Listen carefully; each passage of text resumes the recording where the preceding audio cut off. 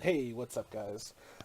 So I just caught something on the the Wagyu thing specifically, the video. The video itself was hilarious.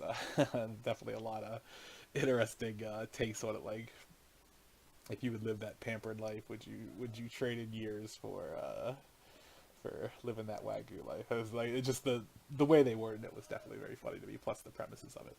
Um, with what Keith said specifically is that you can get Wagyu beef from in like a Disney World restaurant. Like you can actually get it. I think there's the better part of a dozen farms in the U.S. that you can get it from, and you can order from them directly online. Uh, but like, well, I'll get to that here. Uh, so specifically, like with Wagyu, it's like there's you got to make a key distinction is so Wagyu is basically Japanese cattle. Like that's what the name means.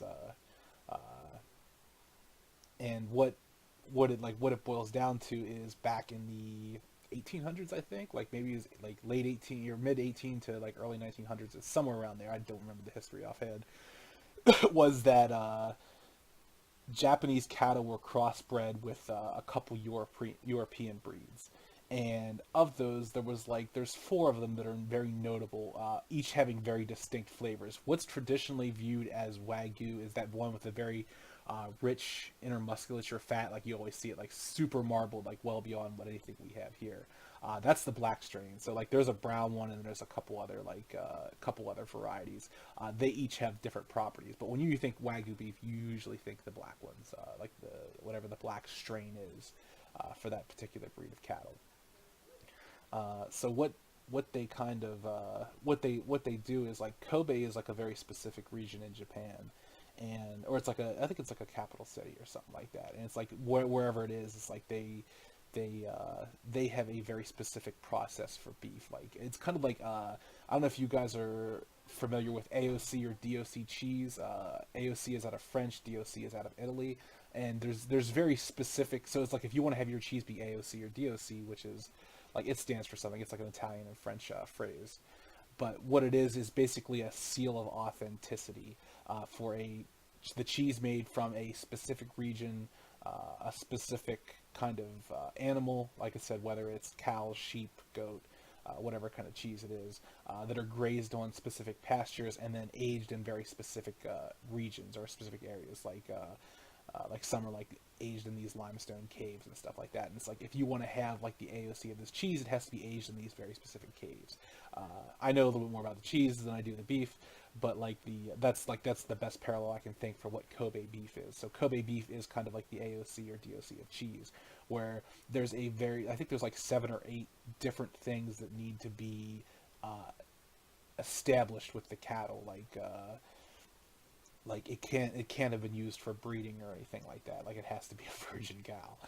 I think it could also be a male, but it's but yeah, it's there's that there's different things they do. Like I said, you've heard about like the massaging and stuff like that. Like, but there's 8 different things that need to be done to ensure that is authentic Kobe beef coming from that region. And I think it's like like Japan's a very small area with a very limited amount of grazing things. So it's like I think the specific area produces like 3,000 cattle a year, maybe like 3 to 4,000, we'll say, that are classified as this Kobe beef, and that's why those are like obscenely expensive. Like those are top, like I said, top 1%. But it's also like a very niche thing. Like it's like you might get another kind of beef that's very tasty and to your liking, and I've never personally had it, but like I've heard people describe it as like it doesn't taste like what we normally traditionally associate beef tasting like, and that's why jumping ahead a bit here, American Wagyu tends to be enjoyed more by us than traditional Kobe beef,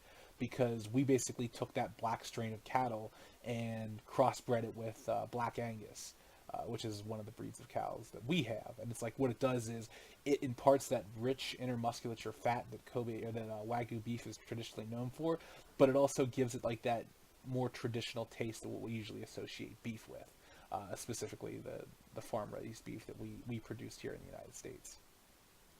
I think there's 8 to 10 farms in the United States that have that basically have imported, and I don't know if they all have interbred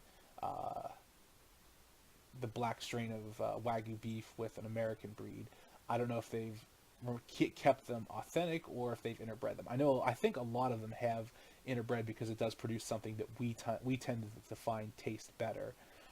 But like those, a lot of those you can look up online. Like if you Google where to buy Wagyu beef or something like that. Like there's like a Snake River Farm, I think is the one I've looked into before, and like there's like California, Idaho, a couple other places. You can get it there.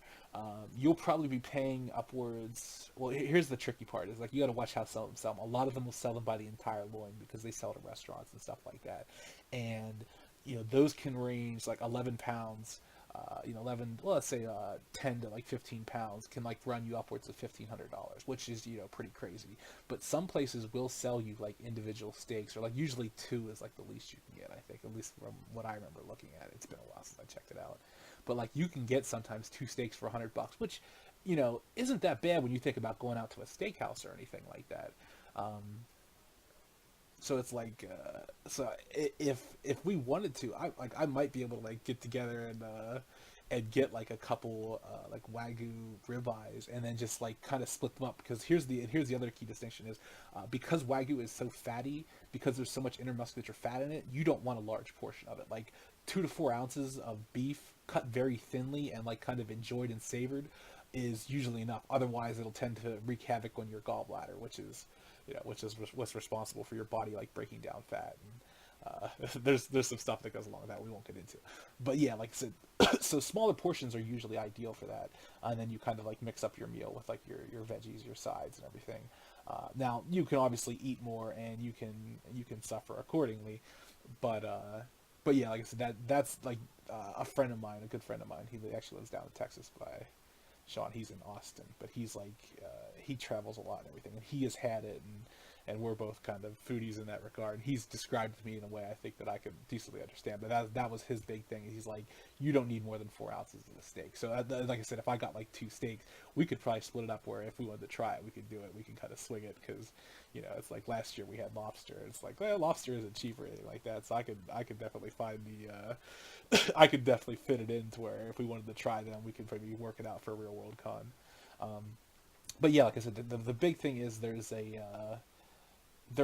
are domestic farms that raise it, and I think it would probably be better for our personal palates, because from what I've heard and what's been said, like Japanese beef doesn't taste like what we normally associate beef tasting with. Whereas like you kind of grow up with a certain palate. Like we have American beef, and it has a distinct flavor to it that we find appealing. So it's like if you want that more traditional flavor, it's probably better to go with American Wagyu, which is also cheaper, which also works out in our benefit, because we haven't we haven't hit those retirement goals yet.